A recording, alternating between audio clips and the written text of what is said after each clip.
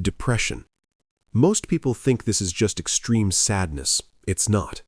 Depression is closer to nothing, a complete emptiness where color drains out of life. Your brain stops producing the chemicals that make food enjoyable, hobbies meaningful, or the future worth thinking about. You're not lazy, you're not weak. Your brain is physically struggling to generate the energy that most people take for granted every single morning. Generalized anxiety disorder. Imagine your brain's alarm system never turns off, not because something is actually wrong, but because your nervous system has forgotten the difference between real danger and imagined danger.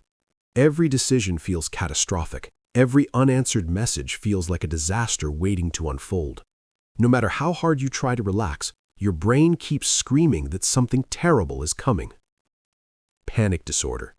A panic attack convinces you completely and physically that you are dying. Heart slamming, chest too tight to breathe, hands going numb, room spinning. And then it passes.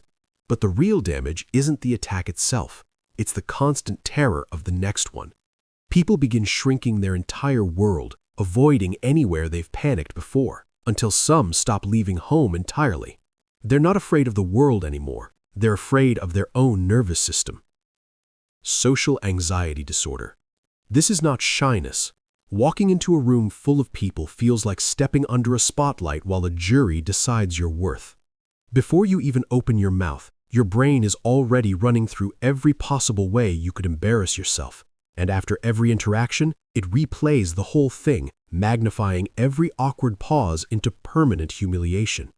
The disorder doesn't just make you nervous, it makes you slowly disappear from your own life. ADHD.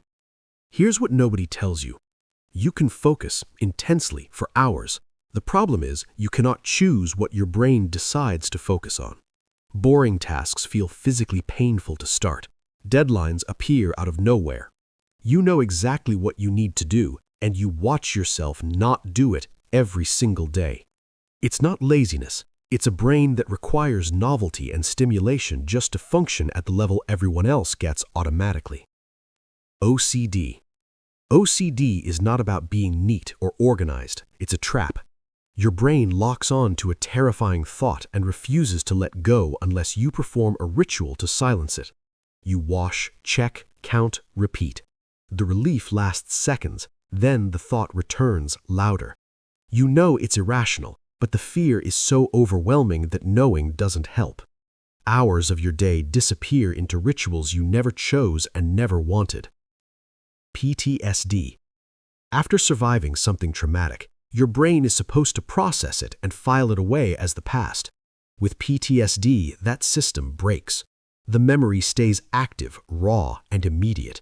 A smell, a sound, a flash of light, and your body is back in that moment, heart pounding, survival instincts firing as if the danger is happening right now.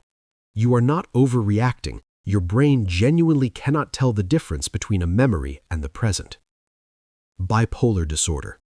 During mania, you feel unstoppable, no sleep needed, ideas flooding in, risky decisions feeling brilliant. Then the crash comes.